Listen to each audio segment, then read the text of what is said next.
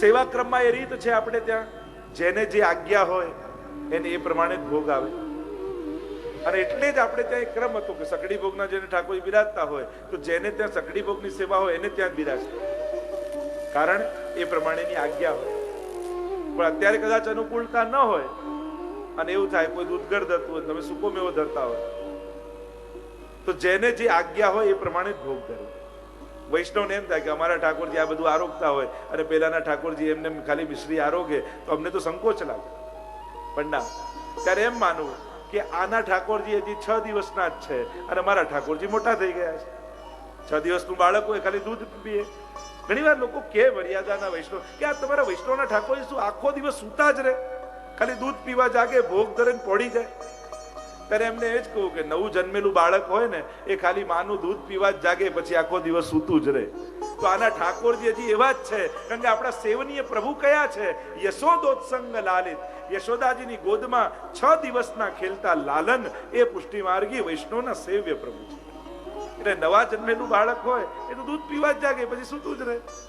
પણ જ્યારે તમારી અંદર એ ભાવ આવે કે હવે દૂધ વગર ધરવો છે, અંસકડી ધરવા છે, ત્યારે એમ સમજવું કે હવે મારા લાલન મોટા થઈ રહ્યા છે, હવે મારા પ્રભુ ધીમે ધીમે મોટા થઈ રહ્યા છે, એમને આરોગવાની ઈચ્છા થઈ રહી છે, અને એટલે મારા મનમાં મનોરથો જગાવે છે.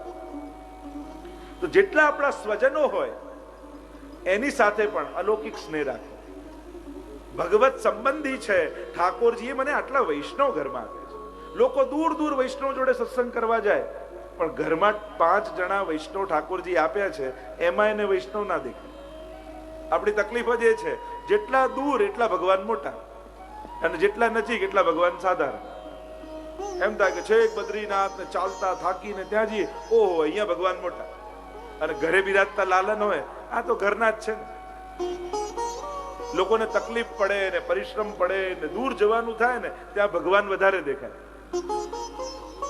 અને સહજતાથી સરળતાથી જે મળ્યા છે તે ઠાકોરજી નથી લાગતા. આ આપણી વિકટતા છે. શું ઠાકોરજીમાં એવું હોય કે 3 ફૂટના હોય એમાં ભગવાન વધારે હોય, નાનકડા લાલન હોય એમાં ઓછા હોય, પેલામાં 100 વોલ્ટેજ ને આમાં 10 વોલ્ટના, એવું હોય ઠાકોરજી? આજકાલ લોકો આકાર વધારવામાં લાગ્યા છે. જો કલિયુગમાં અત્યારના સમયમાં બસ આકાર વધારો, જેટલા ભગવાન મોટા, લોકો એવી મોટી મોટી મૂર્તિઓ બનાવે.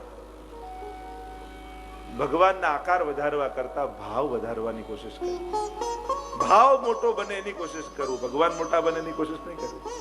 ભાવ મોટો થશે ને તો અંગુષ્ઠ જેટલા પ્રભુ પણ તમારા માટે ઘણા થઈ જશે. આપણે બાલકૃષ્ણલાલ સસ્તમ નિધિ કેવા નાના છે, તો હા, ભગવાનનો આકાર મોટો થવાથી શું થાય? ત્યાં પદ્મનાભદાસજીની વાર્તામાં આવે ને કે ત્યારે ત્યાં બિરાજ્યા હતા યમુનાજીના કાંઠે ને શિલા તૂટી અને 7 તાડ ઊંચા મથુરાધીશ પ્રગટ થયા. આટલા ઊંચા મથુરાધીશ પ્રથમ નિધિ. અને મહાપ્રભુજીને કહેવા લાગ્યા કે મારી સેવા કરો. મહાપ્રભુજીએ કહ્યું મારા ગોદમાં બિરાજી જાઓ એટલા થાવ તો સેવા કરું. કારણ કે અમારા પ્રભુ તો યશોદોત્સંગ લાલિત, યશોદાજીની ગોદમાં બિરાજતા હોય એવા લાલન અમારા સેવ્ય છે. મારા ખોળામાં પધારો એવા થાવ તો આપની સેવા કરું. અને કહેવાય કે મથુરાધીશ નાના થઈને મહાપ્રભુજીની ગોદમાં બિરાજી, થોડીથી લઈ ગોદ સુધી આટલું સ્વરૂપ મથુરાધીશનું થઈ. તો જેટલા પણ આપણા લૌકિક લોકો છે એમાં પણ ભગવત ભાવ રાખો. ઠાકોરજી મને 5 વૈષ્ણવ ઘરે આપે છે. આપણે દૂર દૂર વૈષ્ણવને પ્રસાદ લેવડાવવા જઈએ, સત્સંગ કરવા જઈએ, અને ઘરે પણ 5 વૈષ્ણવ જ છે ને, એ કેમ ભૂલી જઈએ છીએ? ઘરના લોકોમાં વૈષ્ણવ કેમ દેખાતા નથી? અને એક વસ્તુ યાદ રાખો, ભગવત્તા અલૌકિકતા આસપાસના લોકોથી જ્યાં સુધી શરૂઆત નહીં કરો ને ત્યાં સુધી તમારી ગતિ બહુ આગળ સુધી નહીં ચાલે. લોકો દૂર દૂર જુએ. અરે ભારત વર્ષના ઇતિહાસને જુઓ તો મોટું દયનીય વસ્તુ એ છે કે જેટલા સંત મહાત્મા મોટા મોટા થયા, જેને કહ્યું કે કણકણમાં ઈશ્વર છે, બધામાં ભગવાન છે, એમને એમની પત્નીમાં ભગવાન ન દેખાય, એમને એમના સ્વજનોમાં ભગવાન ન દેખાય. તમે ઇતિહાસ કાઢીને જોઈ. અને પુષ્ટિમાર્ગ તમને એમ કહે છે કે તમારા ઘરમાં પણ જે લોકો રહે છે વૈષ્ણવ છે, તમારા ઘરે પણ ઠાકોરજી છે. એ વાત આપણે ભૂલી જઈએ. અને અત્યારે કલિયુગમાં તો જેટલા ભટકશો ને એટલા ભાવને ગુમાવી રહ્યા છે. આટલું સમજી લે. તમારો ભાવ ઓછો જ થતો જશે. ક્યાંક ને ક્યાંક દુસ્સંગ મળશે ને ભાવ રહી જશે. એટલે અટકવાની જરૂર છે, અત્યારે ભટકવાની નહીં. દ્રઢ ન ચરણ ન કેરો ભરોસો, દ્રઢતાની જરૂર છે. આજે સમાજમાં શ્રદ્ધા વધી છે પણ દ્રઢતા ઘટી. આય કરી લઉં, પેલું કરી લઉં, આમ વિસ્તાર વધારતા જઈએ, ભક્તિનો ઊંડાણ ઘટાડતા જઈએ. ભક્તિનું ઊંડાણ વધારો, વિસ્તાર નહીં.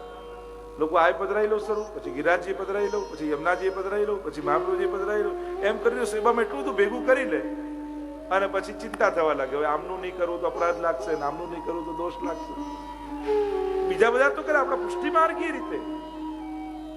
તમારા લાલનની ભીતર એના મુખારવિંદમાં મહાપ્રભુજી બિરાજે છે, એમના હૃદયમાં યમુનાજી બિરાજે છે, એમના ચરણારવિંદમાં ગિરિરાજજી બિરાજે છે.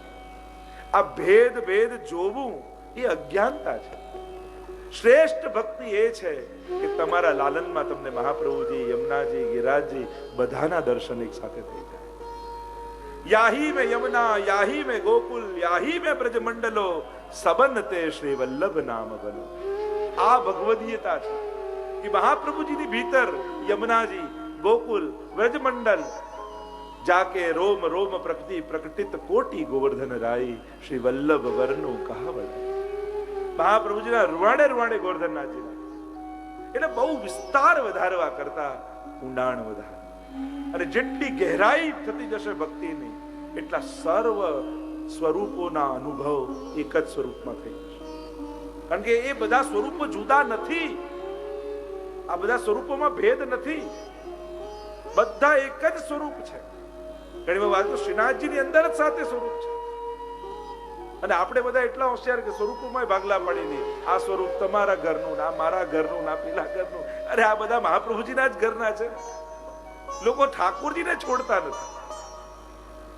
ગુરુમાં તો ભેદ કરે, પ્રભુને છોડે નહીં. ના ના, હું દર્શન કર, આ અમારા ઘરનું સ્વરૂપ નહીં. અરે આ બધા મહાપ્રભુજી ગુસાઈજીના સેવ્ય છે. લોકો એમાં ભેદભાવ કરે. લૌકિક બુદ્ધિ અલૌકિક સ્થાનોમાં નહીં વાપરે. આ બધા ભગવદીઓના, આપણા 84-252 ઘરે બિરાજતા સ્વરૂપો છે, જે પાછા મહાપ્રભુજીના ઘરે પધાર્યા છે. આપણે આવો ભેદ કરીએ ભગવત સ્વરૂપોમાં, આ અજ્ઞાનતા છે, આ અપરાધ છે, આ પુષ્ટિ માર્ગી અપરાધ. ભગવત સ્વરૂપોમાં પણ ભેદભાવ કરવો એ આ મોટી અજ્ઞાન. બધા શ્રીનાથજીની ભીતર જ બિરાજે છે. તમે ગોળ કંદરા જુઓ શ્રીનાથજીની, તો મથુરાધીશના દર્શન ન થાય એમની ગોળ કંદરા. બીજું સ્વરૂપ શ્રી વિઠ્ઠલનાથજીનું, વિઠ્ઠલનાથજીનો જે બંને હસ્ત આમ કમર પર છે, શ્રીનાથજીનો જમણો મુઠ્ઠીવાળા હાથના દર્શન કરો, તમને વિઠ્ઠલનાથજીના દર્શન ન થાય. ત્રીજું સ્વરૂપ શ્રી દ્વારિકાધીશનું, શ્રીનાથજીની ચોરસ પીઠિકા જુઓ તો તમને દ્વારકાધીશનું સ્મરણ ન થાય. ચોથું સ્વરૂપ શ્રી ગોકુલનાથજીનું, શ્રીનાથજીનો ઊંચો ઉઠેલો હાથ જુઓ, તમને ગોકુલનાથજીનું સ્મરણ ન થાય, એમનો ઊંચો ઉઠેલો હાથ.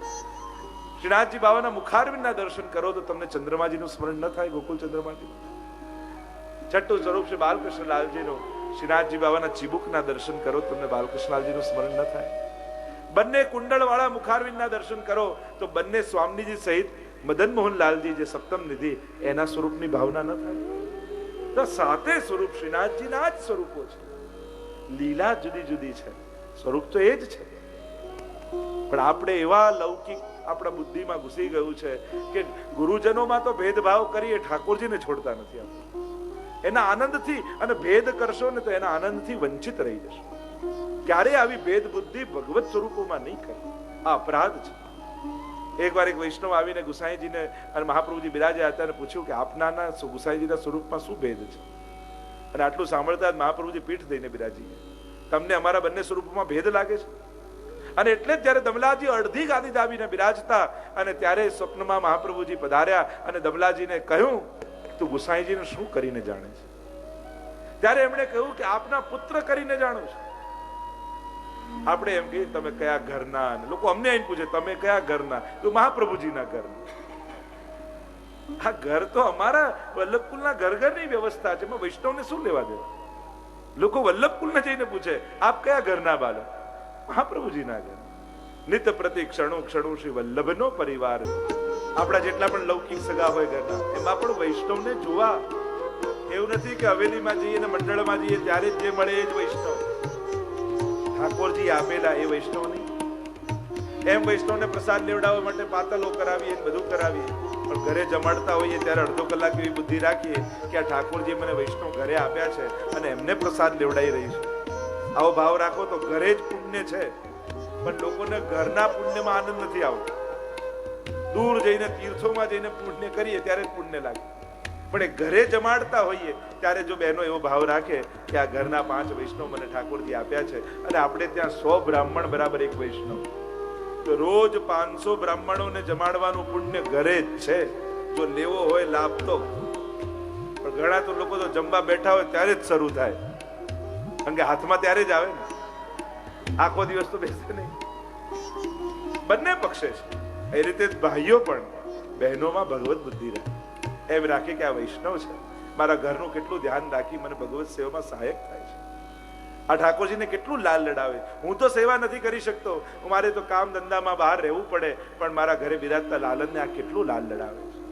એમ વિચારીને પણ અલૌકિક બુદ્ધિને આદર રાખવો બહેનો માટે પણ. એવી બુદ્ધિ રાખવી કે જો હું તો હંમેશા લૌકિકમાં લાગેલો રહું ને કાર્ય છોડી શકતો નથી, અને અમારા ઘરમાં આ વૈષ્ણવનું ઘર અને એમાં ભગવત સેવા બિરાજે, મારાથી તો થતી નથી, પણ મારા ધર્મ પત્ની આટલો ઠાકોરજીને લાલ લડાવે છે તો મને એના માટે આદર થવો. અને જે ઘરમાં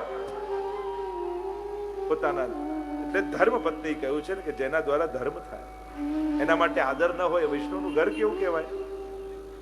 ભલે લૌકિક તમારું વધારે ન સાચવતી હોય, પણ એમ વિચારું કે મારું અલૌકિક સાચવી લે છે ને, બસ મારા માટે ઘણું છે. એને કારણે મારા ઘરમાં વૈષ્ણવી સંસ્કાર રહ્યા છે, એમ વિચારીને પણ વૈષ્ણવી બુદ્ધિ રાખે. બાળકોમાં વૈષ્ણવી બુદ્ધિ રાખવી. મારા ઠાકોરજી મારા બાળકોને જોઈને કેવા રાજી થાય છે. અને આપણે ત્યાં તો સંતતિ પણ એટલા માટે મહાપ્રભુજી કહે છે કે આપણા ઠાકોરજી આપણા જ ઘરમાં બિરાજતા રહે ને એમની સેવા થતી રહે, એટલા માટે આપણે ત્યાં સંતતિ પણ છે.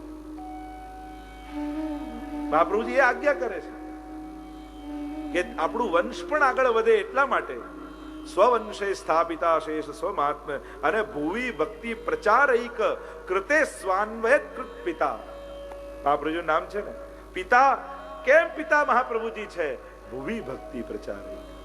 આ ભૂતલ પર પુષ્ટિ ભક્તિનો પ્રચાર થતો રહે એટલા માટે તો મહાપ્રભુજી એમનું વંશ પ્રગટ કર્યું છે. જ્યાં સર્વોત્તમ સૂત્રના એક નામો છે ને બધાથી જોડાયેલા છે, એકબીજાથી સંકળાયેલા છે. આ ભૂતલ પર ભક્તિનો પ્રચાર થાય એટલા માટે મહાપ્રભુજીએ વંશ પ્રગટ કર્યો છે, પોતાના અશેષ મહાત્મ્યને સ્થાપિત કર્યું. એમ વૈષ્ણવનો વંશ પણ દિવ્ય છે. ઠાકોરજી પણ એ વંશને ઈચ્છે છે કે આના પરિવારમાં હું બિરાજું. વૈષ્ણવના બાળકોને જોઈને ઠાકોરજી રાજી થાય છે. ચતુર્બુદ્ધદાસ આદિની વાર્તા તમે જુઓ, ઠાકોરજી કેવો ખેલ કરે એમની સાથે, કેવી મજાક કરે એમની સાથે. સ્વયં ગુસાઈજી જયારે બાળકોને વૈષ્ણવને જુએ છે ત્યારે પુરુષોત્તમ દાસની દીકરીને જયારે જોઈ ગુસાઈજીની આંખમાં આંસુ આવી. તો આ પ્રસંગો આપણે ત્યાં મળે છે. અને એટલા માટે હરિરાયજી કહે કે ભગવત બુદ્ધિ રાખવી. આમ કહેતા આગળ 7મા શ્લોકમાં હરિરાયજી આજ્ઞા કરતા કે સેવા કરીએ ત્યારે તો આનંદ આવે, મંગળા કરાવીએ, શૃંગાર કરીએ, રાતભોગ કરીએ અને સેવામાં સંયોગનો આનંદ તો લઈએ છે, પણ સેવાના અનવસરમાં વિયોગનો અનુભવ આપણને થાય છે. જો પ્રભુ 2 સ્વરૂપે બિરાજમાન છે. પ્રભુ શૃંગાર રૂપ છે, શૃંગાર રસ રૂપ, એટલે શૃંગાર રસ દ્વિદલાત્મક છે. જેમ ચણાની 2 ફાંક હોય એને દ્વિદલ કહેવાય, એમ પ્રભુ પણ દ્વિદલાત્મક છે, સંયોગાત્મક અને વિપ્રયોગાત્મક. પ્રભુ મળ્યા એટલે સામે ખાલી દર્શન થાય એ જ ભગવદ અનુભવ નથી. વિપ્રયોગ પણ ભગવદ અનુભવનો એક પ્રકાર. પ્રભુ આ બંને રૂપે જ્યારે પોતાના રસનો અનુભવ કરાવે ત્યારે ભગવદ અનુભવ થયો કહેવાય, સંયોગાત્મક અને વિપ્રયોગાત્મક. સ્વયં ગુસાઈજીને 6 માસનો વિયોગ કરાવી વિપ્રયોગ રસનો અનુભવ શ્રીનાથજીએ કરાવ્યો છે. અને વિપ્રયોગથી સંયોગ રસ પુષ્ટિમાં શ્રુતે ત્યાં કહ્યું કે એનાથી વિપ્રયોગથી સંયોગ પુષ્ટ થાય છે. તો સંયોગ સમયે સેવા સમયે તો આનંદ થાય, પણ શું અનવસર સમયે તમને વિપ્રયોગ થાય છે, તાપ થાય છે? કારણ કે અનવસરમાં થયેલો તાપ જ પ્રમાણિત કરે છે કે સંયોગમાં કેટલો આનંદ આવવાનો છે. આ બંને રસનો વૈષ્ણવને અનુભવ થવો જોઈએ. આપણે તો કેવલ સંયોગ રસનો જ અનુભવ લઈએ છીએ. ઠાકોરજી સામે હોય ત્યારે આનંદ પહોળી જાય પછી વિચાર જ ન કરે. તો હરિરાયજી કહે છે, ના, આ તો અડધા ભગવદ રૂપનો અનુભવ કર્યો તમે કહેવાય. બંને રસનો અનુભવ વૈષ્ણવને થવો જોઈએ. પોડાડ્યા પછી વૈષ્ણવને એમ થાય, અરે પ્રભુ પોડી ગયા, અનવસર થઈ ગયો, ફરી ક્યારે સવાર પડશે, ઠાકોરજીને જગાવીશ, એમના મુખ કમલનું દર્શન કરીશ. વિપ્રયોગનો અનુભવ થયો. ઠાકોરજી વ્રજભક્તોને બંને પ્રકારનો અનુભવ કરાવે છે. ગૃહે ગૃહે ગોપ વધુ કદંબા સર્વે મિલિત્વા સમવાપ્ય યોગમ ગોવિંદ દામોદર માધવેતી. ઠાકોરજી જ્યારે વનમાં પધારે ને ત્યારે ગોપીઓ બધી ભેગી મળી અને અહીંયા ગોકુળમાં પ્રભુના સર્વ લીલાઓના અનુભવ કરે છે. ઠાકોરજી ત્યાં શું લીલા કરતા હશે? અહીંયા તાપ કરે, વિપ્રયોગ કરે, અને જ્યારે ઠાકોરજી મળે ત્યારે સંયોગનો આનંદ. આમ બંને રસનો અનુભવ વૈષ્ણવને થવો જોઈએ. સંયોગનો આનંદ સર્વ વૈષ્ણવ લે છે સામે ઠાકોરજી હોય ત્યારે, પણ પોડી જાય ત્યારે વિપ્રયોગ કેટલા ને. જો અડધો છે, અડધા રસનો અનુભવ છે, તાપ થવો જોઈએ. અને જે સમયની લીલા હોય એ સમયનું ચિંતન કરવાનું. આપણે તો સવારે ઠાકોરજીને પડાડી દીધી, પછી બપોરનું શું, સાંજનું શું? બપોરે જો સમય મળે તો ભાવના કરો, ઠાકોરજી અનવસર સમય કેવી કેવી લીલાઓ કરો. સાંજનો સમય હોય ત્યારે ભાવના કરો, આવનીની ભાવના કરો, ઠાકોરજી કઈ રીતે વનમાંથી ગોકુળમાં પધારે. રાત્રિનો સમય હોય ત્યારે રાત્રિની લીલાની ભાવના કરો. પણ એ તાપાત્મક ભક્તિ થવું જોઈએ, કારણ કે પ્રભુ 4 પ્રકારે સ્વાનુભાવ કરાવે છે. સંયોગ ધર્મ સ્વરૂપે, સંયોગ ધર્મી સ્વરૂપે, વિપ્રયોગ ધર્મ સ્વરૂપે અને વિપ્રયોગ ધર્મી સ્વરૂપે. આ 4 પ્રકારે ભગવદ અનુભવ થાય. પહેલું છે ધર્મ સંયોગ. તમારા ઘરે ઠાકોરજી બિરાજે છે સાક્ષાત, પણ કઈ બોલતા નથી, માંગતા નથી. તમે જે રીતે સેવા કરો એ અંગીકાર કરે છે, સ્વીકારે છે ચોક્કસ, પણ પ્રતિસાદ ન મળે તો પ્રેમીને આનંદ ના આવે. સ્વીકારે છે તો હમણાં તમારે ત્યાં સંયોગ ધર્મ સ્વરૂપે પ્રભુ બિરાજે છે, કે તમારી બધી જ સેવાને સ્વીકારી રહ્યા છે. પણ ક્યારેક મનમાં એમ થાય કે પ્રભુ સેવાનો આનંદ તો ત્યારે આવે જ્યારે આપ માંગો, આપ આજ્ઞા કરો કે આજે આ બનાવો, આજે આ ધરાવો મને, અને ત્યારે હું ધરાવું તો મને આનંદ આવે. આ તો પ્રભુ એમ જ થયું, કોઈ પરણીને આવ્યા અને પત્ની જે કંઈ પણ બનાવે, જે કંઈ પણ કાઢે, બધું પતિ સ્વીકારી લે, આ જમી લે, પણ ક્યારેય કંઈ બોલે નહીં. તે પત્ની કેટલા દિવસ સુધી સહન કરશે? મહિનો? છેલ્લે તો એમ કહેશે, તમે કહો તો ખરા કે તમને ગમે છે કે નહીં, કંઈ બોલો તો ખરા. હું જે કપડા કાઢીને રાખું તો એ આપ પહેરી લો, હું જે સિદ્ધ કરીને રાખું એ આપ જમી લો, અને હું જે સેવા કરું બધું સ્વીકારી લો છો, પણ સામે કંઈ કહેતા નથી કે ભાવ્યું ન ભાવ્યું, ગમ્યું ન ગમ્યું, કંઈ પ્રતિસાદ જ નથી આપ. તે પત્ની કેટલા દિવસ સુધી સહન કરી શકે? વધારે સમય ન સહન કરી શકે. પણ ઠાકોરજી વર્ષોથી તમારે ત્યાં બિરાજે છે અને તમે સહન કરી રહ્યા છો. પ્રભુ મળતા કેમ નથી એનું એક જ કારણ છે, કારણ કે આપણને ચાલી જાય છે એટલા માટે. જે ક્ષણે આપણને એમ લાગશે ને કે હવે પ્રભુ આપના વગર નહીં ચાલે, એ દિવસે પ્રભુ પ્રગટ થઈ જશે, અનુભવ કરાવવા લાગશે. તો સંયોગ ધર્મ સ્વરૂપે હમણાં બિરાજે છે. પણ તમારી સેવાથી પ્રસન્ન થઈ અને ઠાકોરજી જ્યારે તમને આજ્ઞા કરે અને તમે સેવા કરો તો એ છે સંયોગ ધર્મી સ્વરૂપ. તમને સ્વાનુભાવ જતાવીને આજ્ઞા કરે. બીજો છે વિપ્રયોગ સ્વરૂપ, કે પ્રભુનો અનુભવ થયો, એક દિવસ આજ્ઞા કરી અને પછી મનમાં તાપ થાય કે ફરી આવો અનુભવ ક્યારે થશે, ફરી ઠાકોરજી ક્યારે આજ્ઞા કરશે. એટલે હૃદયમાં વિપ્રયોગ પ્રગટ થાય, ફરી ક્યારે આવું થાય એ લાલસા થાય. આ વિપ્રયોગ ધર્મ સ્વરૂપે તમારા હૃદયમાં ઠાકોરજી પધારે અને કોઈક સમય એવી ઉત્કટતા હૃદયમાં આવી જાય કે પ્રભુ ક્યારે હવે કૃપા, અને હવે કૃપા નહીં કરો તો પ્રાણો છૂટી જશે. અને એક ક્ષણ એવી આવી જાય કે વિપ્રયોગ ધર્મી સ્વરૂપ તમારા હૃદયમાં જાગી જાય અને એક જ ક્ષણમાં પ્રભુની સર્વ લીલાઓના અનુભવ તમને થવા લાગે, સર્વ રસોનો અનુભવ પ્રભુ તમને કરાવી દે. એ છે વિપ્રયોગ ધર્મી સ્વરૂપ.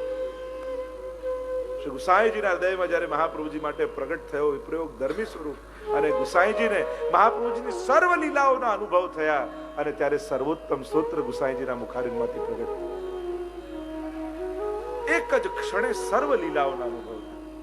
રાસમાં પણ પ્રભુએ બંને રસનો અનુભવ ગોપીઓમાં કરાવ્યો. પહેલા લઘુ રાસ કર્યો અને સંયોગ રસનો અનુભવ કરાવ્યો, અને પ્રભુ અંતર ધ્યાન એટલા માટે થયા કે વિપ્રયોગ રસનો અનુભવ પ્રભુને ગોપીજનોને કરાવ્યો છે. અને આ બંને રસનો અનુભવ થાય ત્યારે પૂર્ણ રૂપે ભગવદ રસનો અનુભવ થયો કહેવાય. તો આમ અહીંયા કહ્યું વિયોગાનુભવમ કુર્વન સેવા અનવસરે પુનઃ, સેવાના અનવસરમાં વૈષ્ણવે વિપ્રયોગ કરો, તાપ કરો. જો વિરહ અને પશ્ચાતાપમાં ફરક છે. આપણે જે લોકો કરીએ છીએ ને તો નિશાસા નાખીએ, મારાથી આ નથી થતું ને પેલું નથી થતું ને આમ કરવું જોઈએ ને આવું નથી બનતું.